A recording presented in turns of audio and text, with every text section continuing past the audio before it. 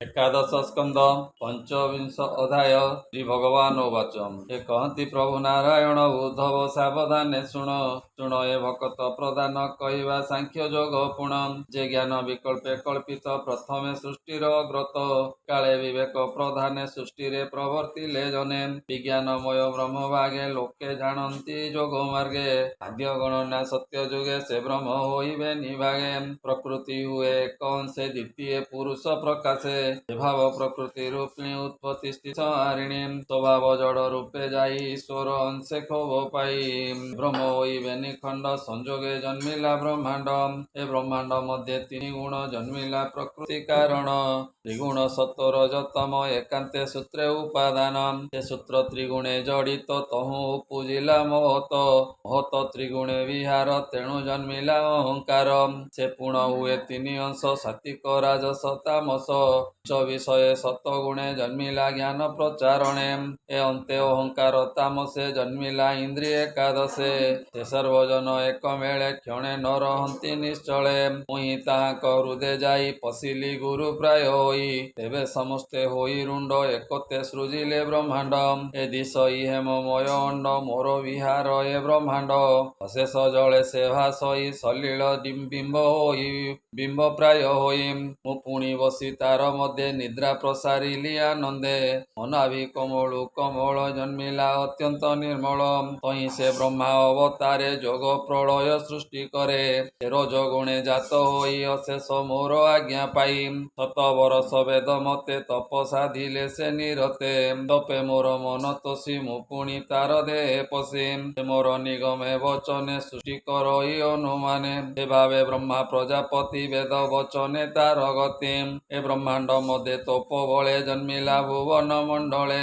सप्त लोके अध ऊर्ध्वे सृजिला वेद वाक्य छंदे ए स्वर्ग सृजिला वेदपति जे लोके वेद गण स्थिति पुणी चाहिला अधमुखे मनुष्य थाई से लोके एवेनी लोक संची मने पुणी कल्पिला मध्य शून्य ताकु भुव लोक बणे जही रहंती भूत गणे ए तीनी लोकर उपरे पुणी विधाता सृष्टि करे सिद्ध पुरुषे जही थांती जोगिंद्रे जही संचरंती ए महते जही थांती सुखे ताहा कल्पिला मोह लोके ताहा उपरे जन लोक जही न पशे दुख शोक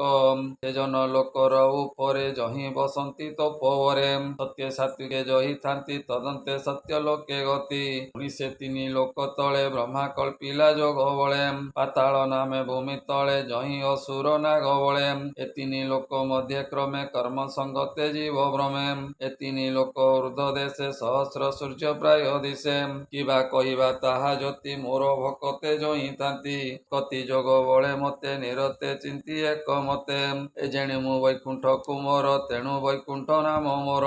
एणु ए ब्रह्मा प्रजापति लोक आधार लोक स्थिति ए समस्त पाळी जोग बळे पुणी सहरे अंत काळे एणु ए अनित्य संसार त्रिगुण कर्मर संचार ए भव कूपे जंतु पड़ी अशेष कर्मे पंके जड़ी भ्रमति ए घोर संसारे रज तामस अहंकारे ए सूक्ष्म स्थूल तृण अणु स्थावर जंगम चेतन माया जंत्रित सर्वजन ब्रह्मादि 14 भुवन एणु ईश्वर ए भुवने सर्वत्र बसई समाने प्रलय नित्य करे माया संसारे से विहरे एणु ए अनित्य संसार सत्य स्वरूप मु ईश्वर माया प्रकृति विकार जगत हेतु ए व्यवहार एक ही ब्रह्म ए वृत्तांत विचार आदि मध्य अंत कुति पुरुष एवेनि जुगते पियर जननी ए विश्व प्रकाश हेतु मुहि मुकाल रूपे संहारई मोर कटाक्ष मात्रे जान अशेष ब्रह्मांड निर्माण ए भ्रुभंगी मात्र मुहि जेवे मोते चिंतई आत्मा भावे कोटि ब्रह्मांडे माया मये तिल मात्र के जानती खे जा तहु थांती आसी अंते अंते लुचंती ताहा ग्रासी प्रकृति संजोग जगत अंते प्रकृति करे ग्रस्तम से देवी माया काल रूपी प्रकृति रूपे थाई व्यापी एणु सकल सुतरे अंतरे ब्रह्मांड संचरे ए काल पुरुष तार संगे प्रवेश करी जीव अंगे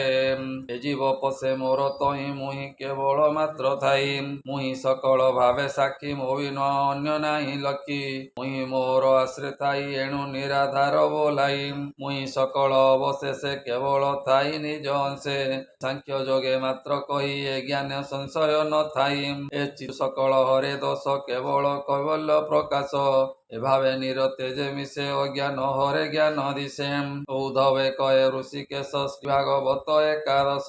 জনে চিন্ত এক মনে তুমর চিত্ত তত্ত্ব জ্ঞানে নিশ্চয় হইব প্রবেশ কহি জগন্নাথ দাস শ্রীমদ ভাগবতে মহাপুরাণে পারমাংশম সহিতে 82 একাদশ স্কন্ধে ব্রহ্মা সৃজন নাম পঞ্চবিংশ অধ্যায় ভোলানন্দে কবার হরি হরি बोल